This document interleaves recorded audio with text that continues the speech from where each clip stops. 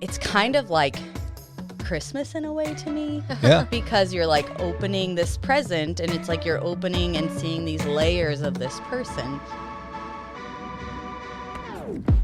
Welcome to the D3 Discipleship Podcast, a podcast about the language and tools that help to create a culture of intentional discipleship in your church. We are excited that you're joining us today and hope that you enjoy what you hear. Welcome back, guys, to the D3 Discipleship Podcast. I'm Katie Ketzner, and with me today is my co-host, Ray Peoples. Yep. Today is a special day because we have another guest with us. We do. But before we introduce her, we are going to remind you that the purpose of this podcast is to coach and equip you to lead your best in discipleship. Good job, Ray. Yes. Very she proud sprung of it on you. me there. She sprung it on me. I tell you what, Katie, it is like, what is it, 20-something degrees? It's pretty cool. It's taking a deep dive. As if you're watching, you can probably tell by my really red nose. I'm freezing. Oh, yeah? It's always cold in the room that we do our podcast in, Hope. It's like always. I'm typically fine, but Katie's like, it's freezing. It's freezing. In So here. don't be alarmed when the next time you're watching and you just see me bundle up in a blanket. That's and right. a coat. That's right. Well, what we've been trying to do over the past couple of weeks and in this season that we're in now is that we're trying to interview folks who are in a certain phase of our D3 pathway. And so a couple of weeks ago, we interviewed Jonathan Bissick. He had just handed out covenants to his group. And today we're going to talk about stories. So Hope and her group actually finished their stories last night. Wednesday night. And so they are fresh off of that. And so that's what we're going to talk about today and kind of what that looks like and how that went for your group. Great. Sound good? Yes. All right. You ready? Okay. Oh, yeah. Let's dive in.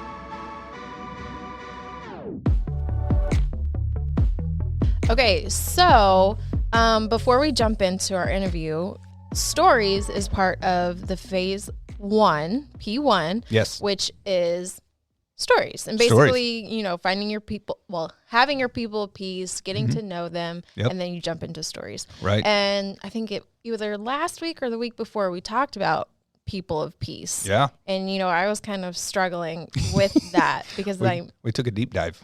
we did. Yeah.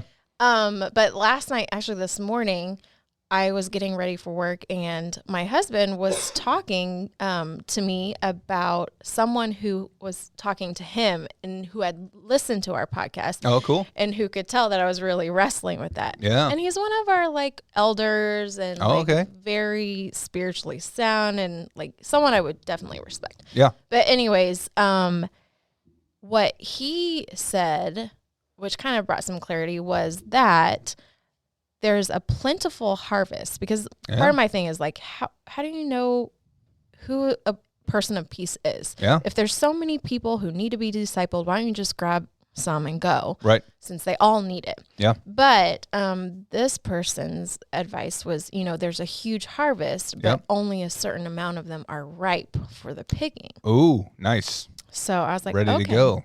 All right. Yeah. That added some clarity. Yeah. So anyways, I just Very wanted cool. to throw that in before we jumped into stories. Yeah. I got a little bit of peace from that, guys. So I'm going to add to that. Hope, sorry, 1 second. But, the thing that we talked about the other day in staff meeting, and Hope is a part of our KCK team, so she heads up our first impressions. So I think you were there when we were talking about this. But we often compare the harvest to like wheat or corn or in a field, right? Mm-hmm. But then we kind of flipped it and we compared it to a harvest of like apples, right? Oh. So you go and harvest all these apples, but then we were talking about some might not be ready for harvest, some might not be ripe yet, different things like that. There you go. Look at that. Man. Well, and very even cool. when Amanda and I were looking for people of peace, we had several that we felt were ripe, but they didn't quite feel it yet. So it takes it on both sides. So that comes into play. Yeah. So let's do this for just a second since we're talking about this. Let's go back to you finding your people of peace. Sure. How many people do you feel like you went after? And then how many said yes? And maybe some of those that said no, what were some reasons for that? Sure. I know that was a lot of questions at once. But I think I can remember all of them. Yeah. Amanda and I had 4 people that we approached and talked to, and we have 2 of them that committed.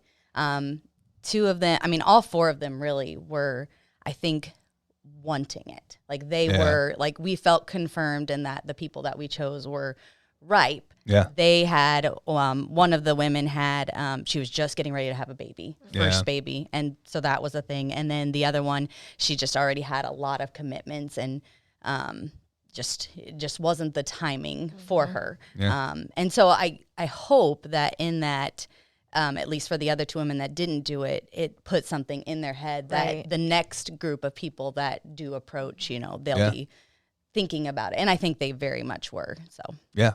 Very cool. Yeah, and we talked about the time restraints in the schedule. So I think that was great that she was able to realize, like, I don't have the space for this right now, instead of getting into it. And that causes lots of trouble. Especially about to add the baby in the mix. Yeah. Abby has three. All three of the ladies in her D group all had babiys. Yeah. And so it was like this season of, it's going to take them longer than the normal time, right? Because they had this whole season where they couldn't be there because they just had their baby and different things like that. So, yeah, definitely something to consider in the midst of jumping into a D group. Yep. So, yeah. Okay, so how did the covenant process go for you? Oh, it was great. Both women that did commit, one had probably been thinking about it for quite a while and was excited to be approached about it. And the other one, she's just in that point in her faith journey that I think she had a long time where she wasn't growing a lot. And so she was in that very ready, going season. Like I won't say too much. Sure. But it went great. It was easy peasy. Awesome. Yeah, that's awesome. Good. So you got 4 people in your group. Yes. And so sharing stories obviously only took 4 weeks or so. Yeah. How did that play out for you? Like, was that a positive experience? Did you learn things about them you didn't know? Different things like that. Yeah, it's always a positive experience. I mean, this is my first time leading. Yep. And stories are always great. So just my 2 experiences that I've had, leading or just being a part of the group, it's just, you always learn something about somebody. And it's kind of like Christmas in a way to me. Yeah. Because you're like opening this present and it's like you're opening and seeing these layers of this person. And you can never guess like what experience they're going to share with you. I mean, you can guess. Yeah. But when I do attempt it, I'm almost always wrong. And, it's always surprising not only to learn about their big experiences, but also about how they handled them. Yeah. I mean, that's always like, because when we get through with stories, we always get an opportunity to ask questions. Right. Like, because it's very much, you go through your story, we're very respectful of just not talking throughout, letting you, process and reveal things as you want. Yep. And then at the end, we ask questions and get to dig a little bit deeper on particular things. And by that point, everybody's a lot more relaxed because they got through it. So they're it's a little bit, like the sigh of relief. And so the talking about it, you even get so much more because they're like, oh yeah, well, I didn't even think about that. Well, what did I, feel about that, or how did that happen? So yeah. I don't remember the original question. No, that was it. Yeah. You nailed it. I love that Christmas present illustration. That's awesome. Yeah, I don't know if I would have seen it that way, because for me, sometimes it can be like, okay, what major thing is going to be revealed that? Yeah. Sure, it's not always. I mean, it's a little scary. A hesitation, a little bit more so than a excitement. Sure. Yeah. Well, and like hearing when the girls are going through their stories, and you're hearing things, you're picking up on things. We've talked about, it's not your job to pick which things need to be fixed. Yeah. Do you think that's hard, or do you think? I don't know. I don't know how to phrase that question, because in my mind, I've only led one other group. And so when I was listening to stories, I was like, oh my goodness, we need to work on that. We need to work on that. Yeah. Since then I've learned, that's not my job. The Holy Spirit will pick which things need to be worked on first. Mm-hmm. So in your stories, what were you thinking other than it's cool to learn about all these people. Like, yeah. So to that part of you said, like, so this is my first time leading. So I didn't have a whole lot of I had expectations of what were going to come of it, but not exactly how. Yeah. As far as like picking things out myself or whatever. And I have a really great partner who's been through it. She was actually my leader last time, and then she had been through it before. And I mean, she's just amazing. And so she has always spoke words of wisdom about like the Holy Spirit being what's going to lead us to these things. I mean, she mentions that even in our group regularly. So they understand that it's, we may see something, and she's very big on taking notes. So I have been very big on taking notes too. And all of us did, actually. Yeah. But just basically check marking things that may come up later, and then kind of seeing if there's a pattern. So that's, I don't know, not experiencing it as a leader yet, but my thinking is that it'll just see, okay, hey, this came up in your story, it's coming up again. I'm going to ask you a few questions about it and see if that leads anywhere. And then, and that's what I assume is going to happen. Or we just wait and it came up again. And then, okay, this came up 3 times now. I think we need to, really, I feel like with the learning circle, the idea is that person would maybe see something in themselves. But I think it definitely happens the other way around where, especially if the whole group is like, hey, we're all seeing this. But I don't know, not having led it before, but that's just what I assume is going to happen. Yeah, that's awesome.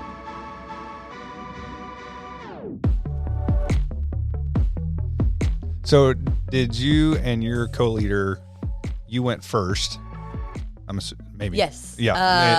Sharing your story? Like as the leaders. Yeah. Yes. Yeah. Yeah. She went first, and then I went. I think we were going to ping pong. Yeah. Because we only have the 4 of us, but just the way, I think we had like a gap in stories as far as we had 2 of them are teachers. Yeah. And so they had conferences that happened in the middle of it, and we couldn't work around a different day. And so we just said, well, how about her and I go first, and then you guys can get a feel of what's expected, and then you'll have a couple of extra weeks to put it together after hearing ours. So the reason I asked that, do you feel like they replicated kind of how you guys did it? Like in their honesty, their vulnerability, like did they? Oh yeah, they were actually both. I mean, I'm trying to think in my other group, I think mine was the worst.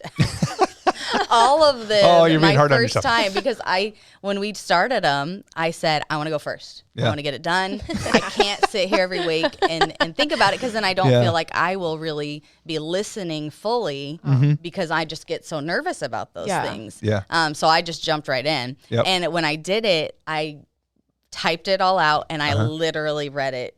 And I told him ahead, I'm literally going to read this. Yeah. And like we kind of talked about it afterwards. I don't think, maybe I wasn't the first one. Maybe actually my co-leader was the first one. So I got to see one of the leaders first. And I was like, I want to be the first, like, leady. What's the... Yeah, right? Yeah. The sharer. The sharer. And so anyways, I read off of it the first time. Yeah. And so this time that was my goal, that I was like, okay, I'm not going to read it. And I had typed it out again. I decided not to look back at my previous one to see what I thought was important this time around. Because that's a great idea. We had a long first group because we started right before COVID. And so ours extended some. And then we had a little bit of a gap before I started leading. Yeah.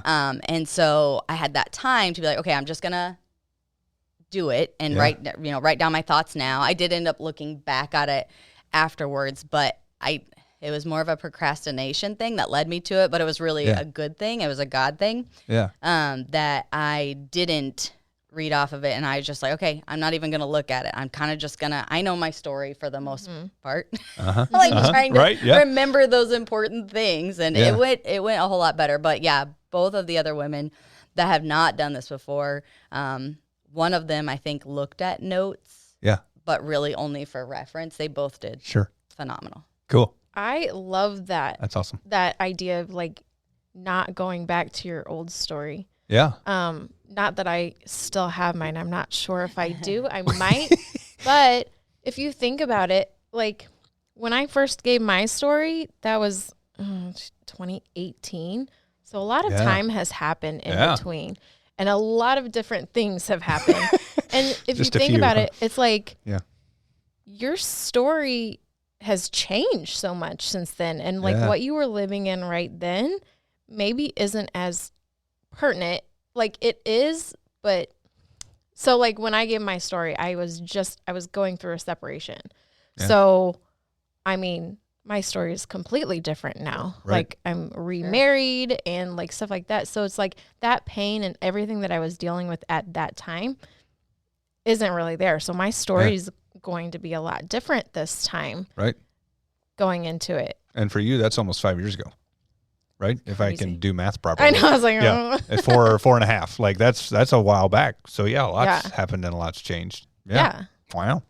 And you've learned more and you've added more to your story, but like those big parts become smaller parts. And you may mention them still. Yeah. Right. Oh yeah. It's a big part of my story, but it's not what I'm living in right now. And I think that's important when leaders give their story is to be vulnerable, like with the here and now. Yeah. Because a lot of people I feel like could potentially be like, this is what I was saved from. This is my life kind of in the past, but they're not so willing to give out what's happening in your life now. Yeah. And I think that's really important because you are also walking through the process with them. Yep. And you will be going through learning circles as well. Yeah. Like the Holy Spirit doesn't just stop talking to you once you go through deep group. It keeps going. Yeah, thank goodness. So, yeah. Well, and I think sometimes we can treat our past one of two ways, right? Like either my past was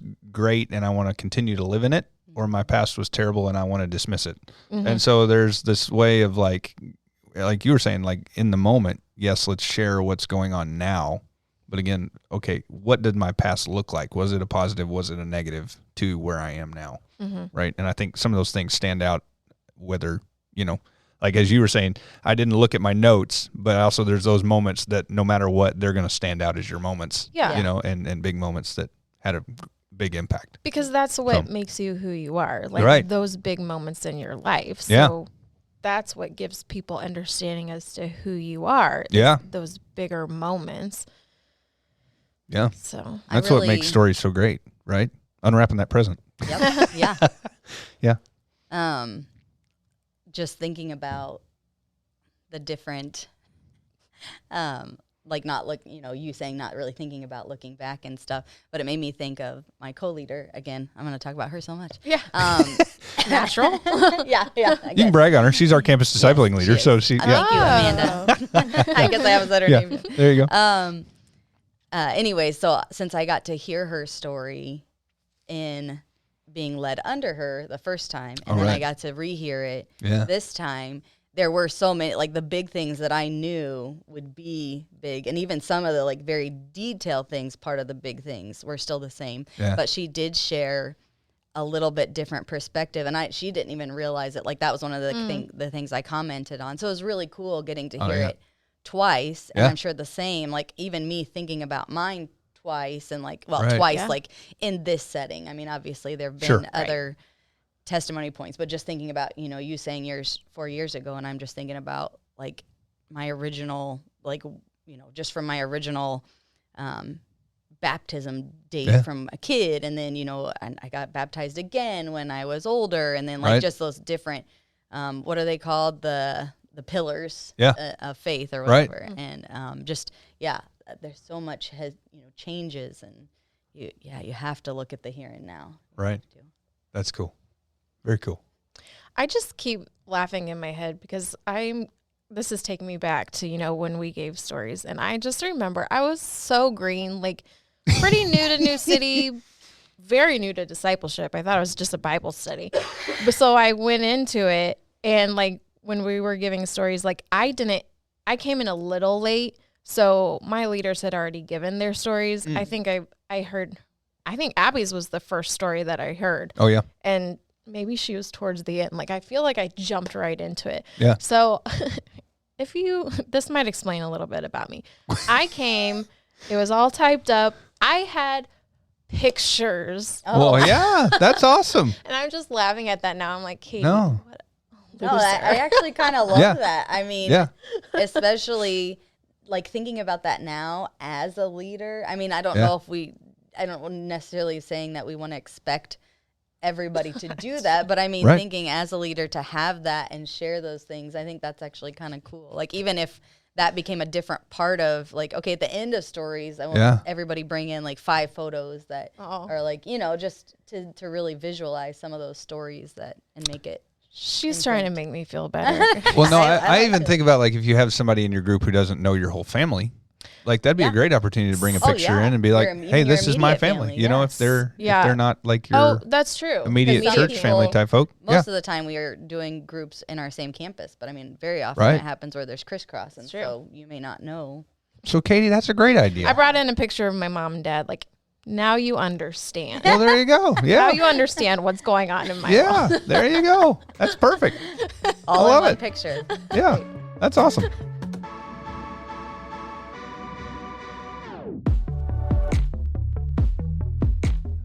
So you guys have finished up your stories as of this past week. Yep. So, like, what are kind of next steps moving around the turn and different things like that? Sure. So we have about 3 weeks before we go into the holidays. Oh, that's true. I mean, we're taking Thanksgiving off, and then we're going to do 3 weeks. Yeah. And then we're going to take 3 weeks off for Christmas. Gotcha. And that's the plan anyways. We said that's what Amanda and I decided, and we said it's always open for discussion amongst the whole group. We just wanted to have a plan to go into it. And so our plan now is to really focus on abiding. Yeah. And I really think that we've been very fortunate with this group so far, which I'm just like, thank you, Lord, because it's my first one that I think that's going to be good and not a challenge. Now, it may be. Who knows? We just don't know. Sure. But we're going to work on abiding, and so we're going to introduce I'm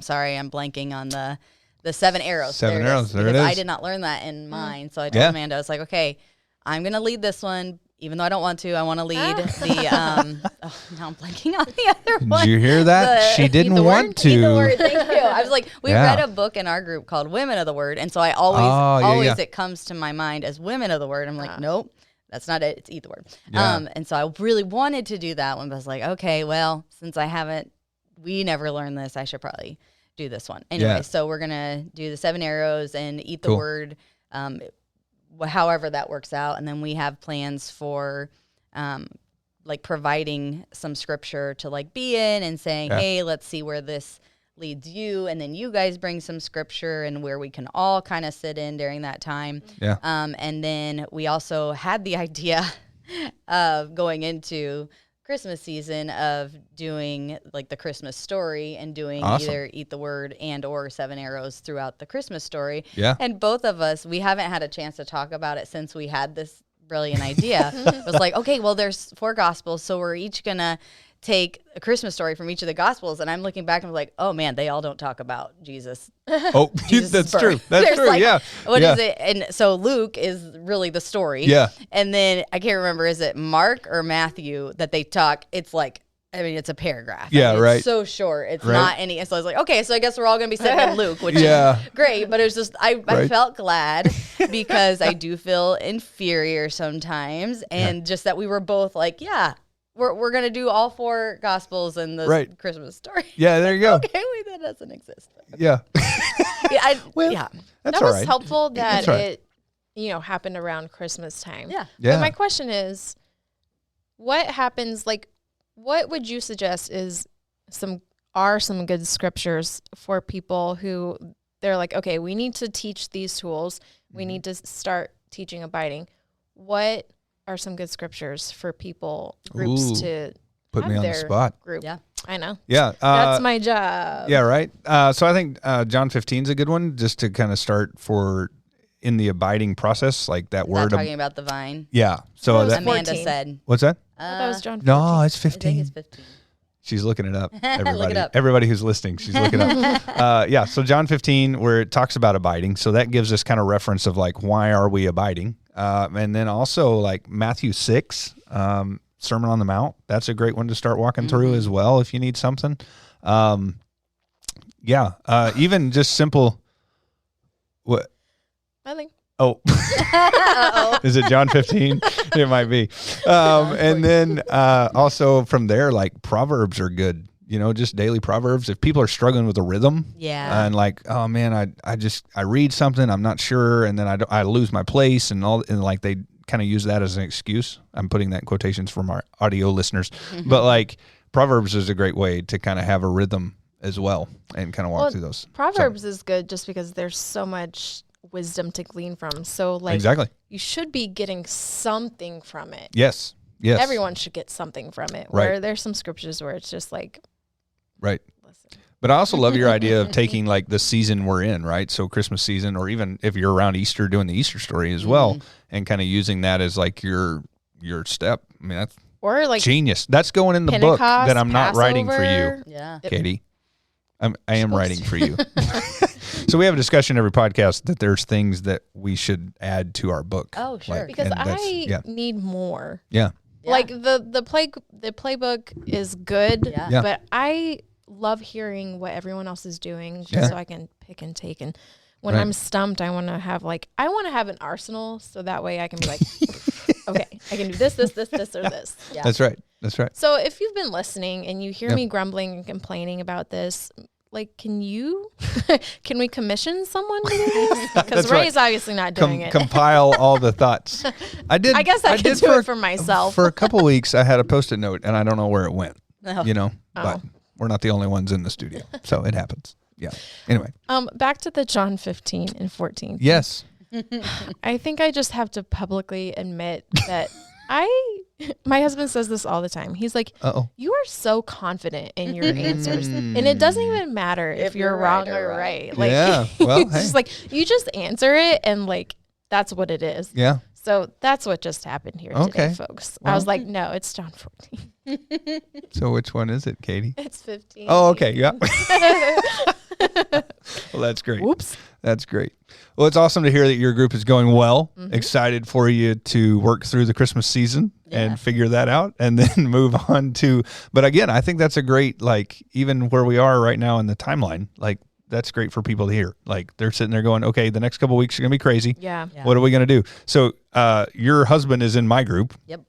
And our group is going to actually have to, like, we're not going to get to meet for the next couple of weeks. Yeah. Right? Because of Thanksgiving, and then we come back, we have a thing we meet on Sunday nights. Oh, yeah. So we have a leadership community, or actually we have a leadership community during the day, and then we have a cookie exchange at night. So, like, everybody in our group's going to be keeping the kids so the ladies can do that. Oh, so, like, that's nice. Different things like that. So, yeah. But it's cool to hear that you guys have kind of set a rhythm around Christmas to say we're going to use this as kind of our tool for this season. So I love that. I also like that you've planned out the next like month or so. Yeah. I feel like when I was in group, we kind of went week by week, like, oh, next week is this. What are we going to do? But I think that helps with, the expectations of the people in your group. Like, this is when we're having off. This is when we're meeting. Yeah. Yeah. Well, that was even so. Not to talk all about my group, but it's attached because your husband's in there, right? Yeah. So this past week, we kind of said, hey, we have to meet because we're not going to meet the next couple weeks. Yeah. And so just kind of brought clarity to that on the front end of like, hey, guys, really need you here if at all possible. And one of our guys drove back from Wichita and was like keeping his eyes open with toothpicks, but he was there. Yeah. And it's like, hey, way to go, And so there's some of that happens too, but. I think looking back, hindsight's 20/20, and you learn and you grow. But I feel like we didn't have that structure of like, we're meeting these days, we're not meeting these days, setting that expectation ahead of time. Yeah. And I think that maybe made the girls feel like they had more pushback or like they could determine when we were meeting because if we were iffy, they were. Yeah. Not as strong and committed. So gotcha. Looking back. It's good stuff. Your next group's going to be amazing. I hope so. I'm learning a lot. I'm excited for it. That's right. That's right.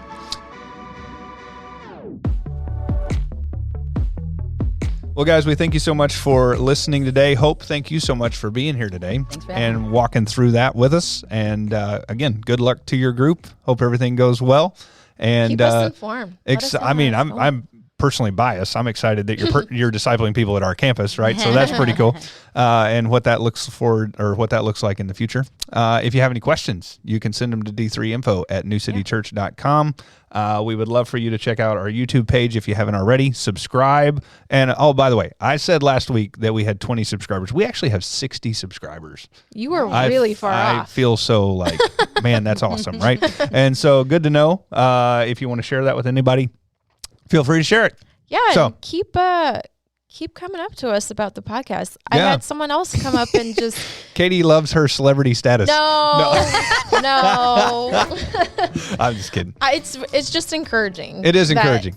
Other people, even people who have done it for a while, they... Like, I had someone come up to me this week and say, like, I was just listening to your podcast when they saw me. And they're like, I think it's so helpful just to go back and refresh your memory. Right. So even if you've been in the game a while, like, it's a good refresher course. And it is encouraging. So thank you for listening. Thank you for watching. We do put quite a bit of time into this from the standpoint of sitting here, but also just during the week and different things like that, brainstorming and all that fun stuff. So thank you so much. Yes. Hope, thank you for being here. Great. And we'll see y'all soon on the D3 Discipleship Podcast. Oh, premature. Bye. Well, that was a very Arkansas. We'll see y'all later. But we will. We'll see y'all later. Bye. I said it 3 times already. Thank you for joining us today. We hope that today's information was helpful and useful for your discipling journey. We would like to encourage you to subscribe, review, and share on social media. If you would like more information, check out d3pathway.com.